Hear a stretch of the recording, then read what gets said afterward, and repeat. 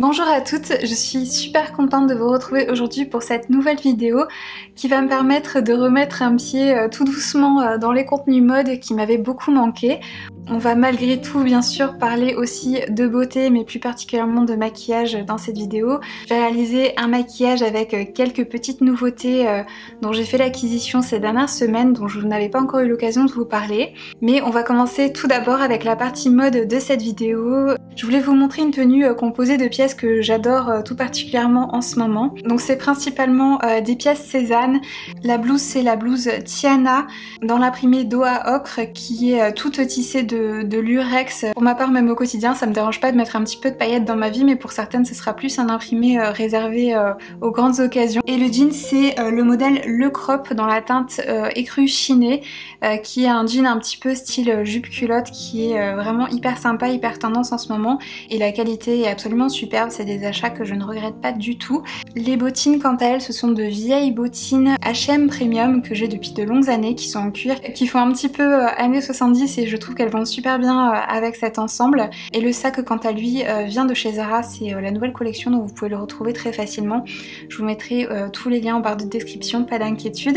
Au niveau des bijoux, une fois n'est pas coutume, je porte des bijoux de la marque Ana Luisa. Dans une des dernières vidéos dans lesquelles je vous avais parlé des bijoux Ana Luisa, je vous avais dit qu'il y avait un collier qui me faisait très envie depuis un petit moment. Je sais pas si on verra les jolis détails à la caméra parce qu'il est extrêmement fin, mais en fait tout au bout de la partie pendante, vous avez une minuscule petite pierre en forme de goutte qui est très scintillante, c'est absolument magnifique, c'est hyper délicat, hyper féminin, j'aime vraiment beaucoup ce collier et je regrette pas du tout de l'avoir accueilli dans ma boîte à bijoux. Comme vous le savez, la marque Ana Luisa c'est une marque que j'adore, dont je porte les pièces depuis de nombreuses années, la qualité est vraiment incroyable, les bijoux sont garantis 2 ans et vous pouvez les porter constamment sans les enlever, vous doucher avec, il n'y a aucun souci. C'est pour cela que j'ai choisi de travailler avec cette marque pour la vidéo d'aujourd'hui et ils ont eu la gentillesse de m'offrir un code promo qui donne droit à moins 20% sur tout le site si vous souhaitez en profiter pour craquer pour l'une de ces très jolies pièces.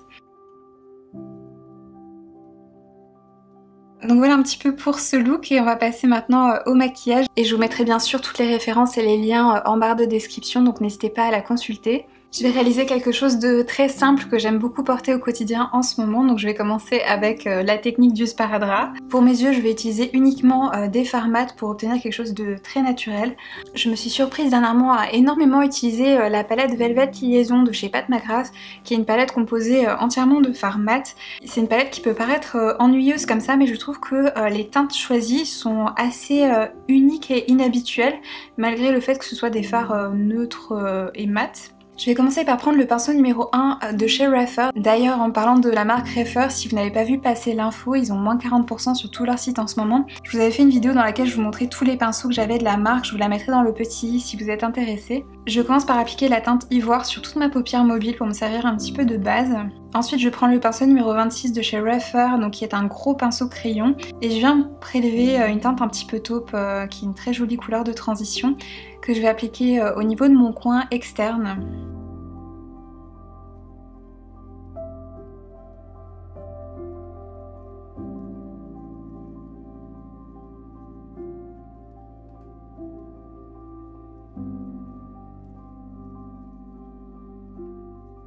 Je viens ensuite prendre le pinceau numéro 23, toujours de chez Rephr, et je viens prendre maintenant le marron foncé et je vais appliquer cette teinte le long du sparadrap et aussi jusqu'à à peu près la moitié de mon ras de cils supérieur pour intensifier un petit peu le tout et donner un effet un peu liner fumé. C'est un type de maquillage qui est vraiment hyper facile à réaliser je trouve avec le sparadrap.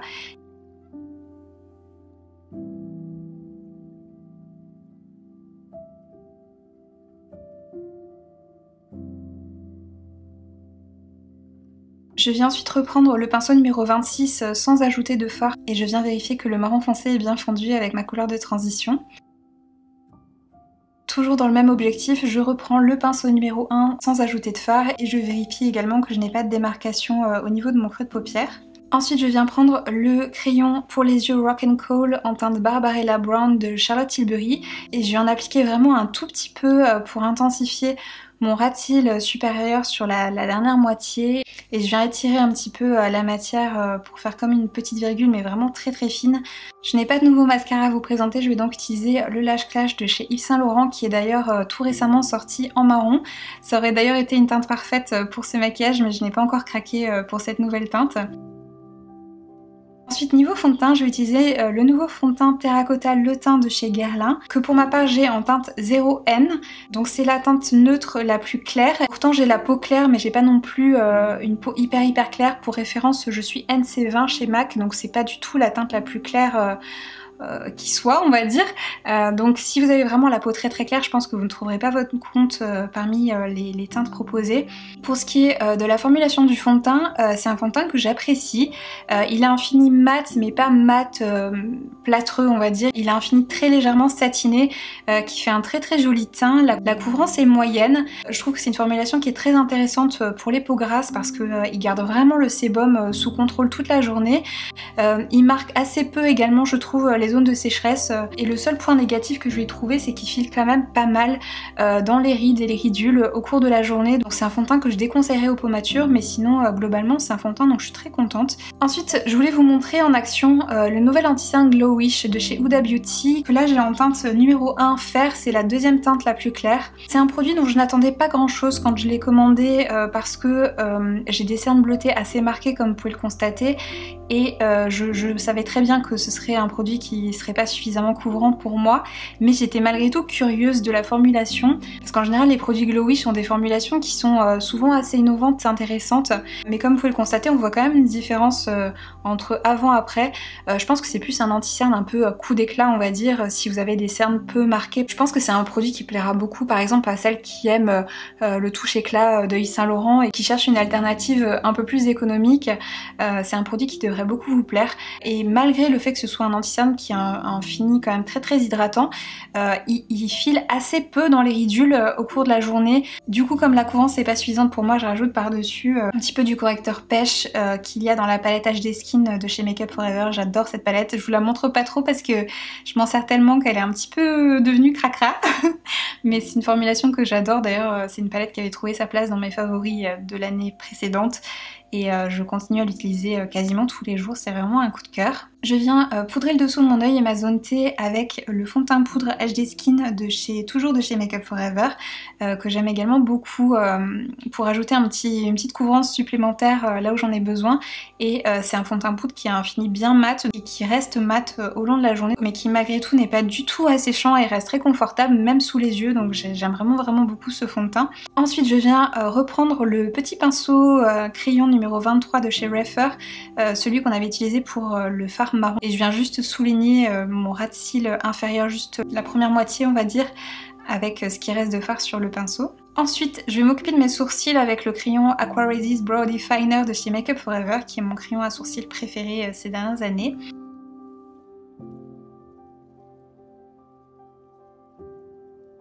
Je viens ensuite prendre le feutre à sourcils Lift and Snatch de chez NYX et je viens dessiner quelques petits poils de ci de là pour donner plus de dimension à mes sourcils. Ensuite, je voulais vous parler d'une des nouvelles teintes du bronzer en stick Warm Wishes de chez Rare Beauty.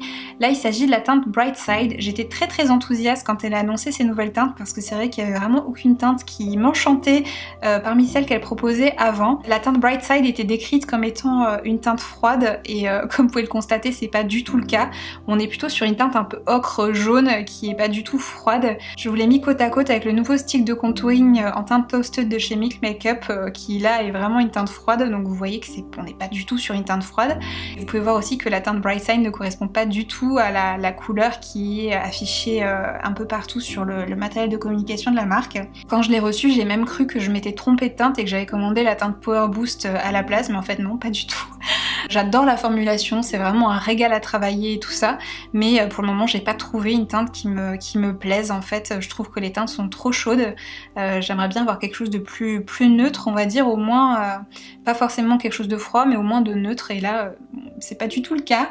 Malgré tout le rendu n'est pas moche, mais c'est pas du tout une teinte que j'aurais choisie pour moi en connaissance de cause. Ensuite, toujours chez Rare Beauty, elle a également sorti 2 nouvelles teintes de ses blushs Soft Pinch. La première, c'est la teinte Virtue, qui était censée être une teinte un peu nude, mais finalement sur moi, on est clairement sur une teinte très orangée, qui est pas super flatteuse sur ma carnation en ce moment, mais quand j'aurai repris quelques couleurs, quand on avancera un petit peu dans les beaux jours, je pense que c'est une teinte qui me plaira davantage.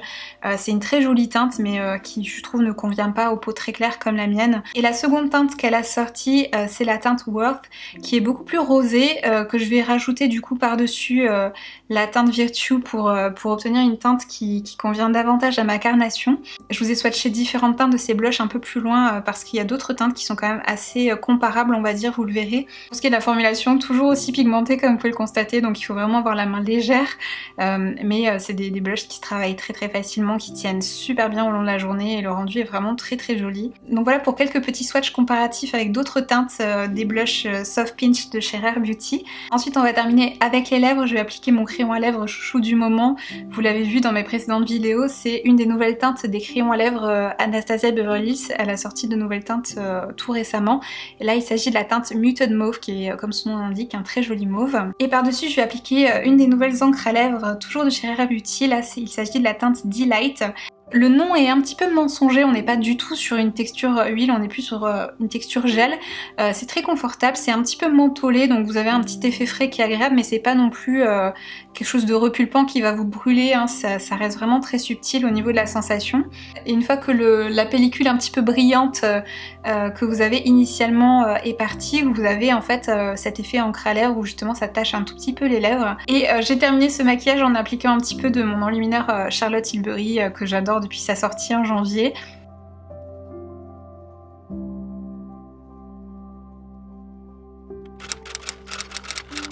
Cette petite vidéo touche à sa fin. N'oubliez pas que vous pouvez profiter de moins 20% sur tout le site Ana Luisa avec le code promo que vous retrouverez également en barre de description.